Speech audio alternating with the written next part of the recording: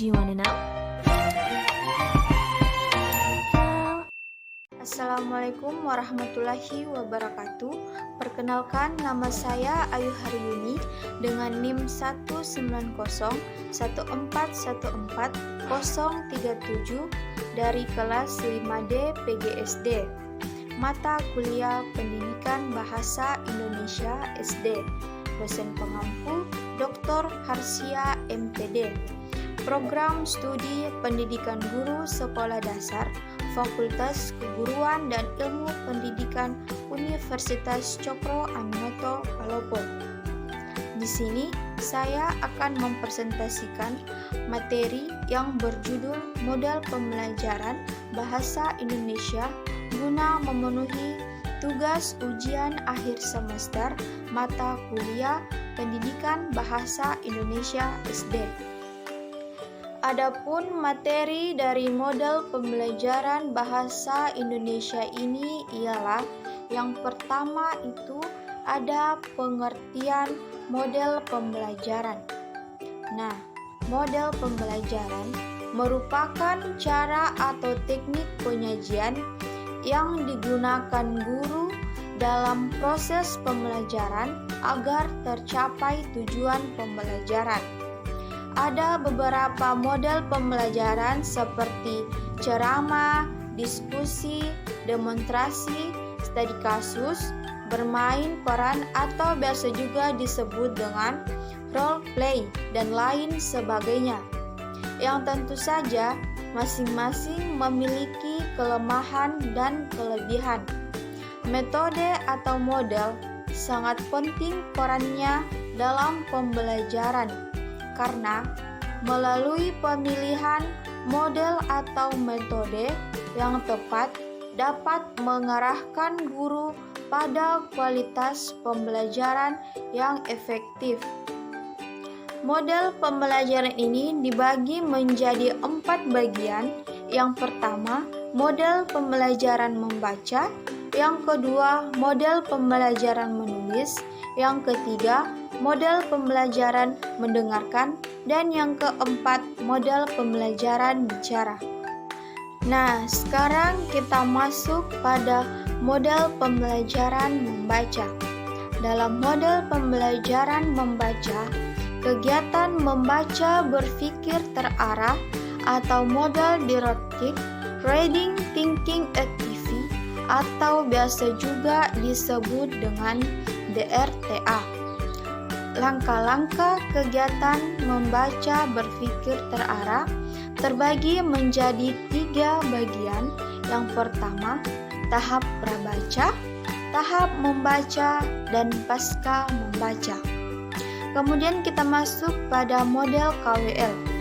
Strategi KWL adalah salah satu strategi pembelajaran membaca yang menekankan pada pentingnya latar belakang pengetahuan pembaca, sebagaimana telah dikatakan oleh Diogli 1986 dan Via Tierney 1990-283. Strategi KWL terdiri dari 3 langkah, yaitu langkah pertama, keyword I know, apa yang saya ketahui. Langkah kedua, what I want to learn, apa yang ingin saya pelajari. Dan langkah ketiga, what I learned, apa yang telah saya pelajari. Kemudian kita masuk pada model PURPI. PURPI atau Predict Organize Rehearse Practice Evaluate merupakan strategi belajar yang dikembangkan oleh Simpons 1986 yang dirancang untuk membantu siswa dalam merencanakan secara aktif, memonitor, dan mengevaluasi pembelajaran mereka mengenai isi bacaan, mempelajari proses-proses yang berbelit-belit dalam persiapan ujian esai, menggunakan proses menulis untuk mempelajari isi bacaan. Kemudian ada model ECOLA atau extending concept through language activities. Langkah-langkah extending concept through language activities adalah sebagai berikut. Menentukan tujuan komunikasi siswa, berdiskusi untuk menentukan tujuan membaca atau kecakapan hidup yang diharapkan. Nah, sekarang kita masuk pada model pembelajaran mendengarkan. Model pembelajaran mendengarkan ini terbagi menjadi 6 bagian. Yang pertama, rattling stone. Yang kedua, bisik berantai. Yang ketiga, model menyimak secara langsung, DLA atau biasa juga disebut dengan direct listening activities. Yang keempat, identitas kata kunci. Dan yang kelima, memperluas kalimat. Dan yang keenam, menyelesaikan cerita. Kemudian kita masuk di model pembelajaran menulis. Kemampuan menulis berkolerasi dengan kemampuan membaca, tetapi menulis sangat cenderung diabaikan dalam pembelajaran. Di dalam model pembelajaran menulis terbagi menjadi 5 bagian. Yang pertama, model brainstorming. Yang kedua, model brainwriting. Ketiga, model brown table. Dan yang keempat, model broad. Dan yang kelima, model sugesti imajinasi. Nah, sekarang kita masuk pada model pembelajaran berbicara. Pembelajaran berbicara merupakan pembelajaran keterampilan berbahasa yang memerlukan waktu yang lama.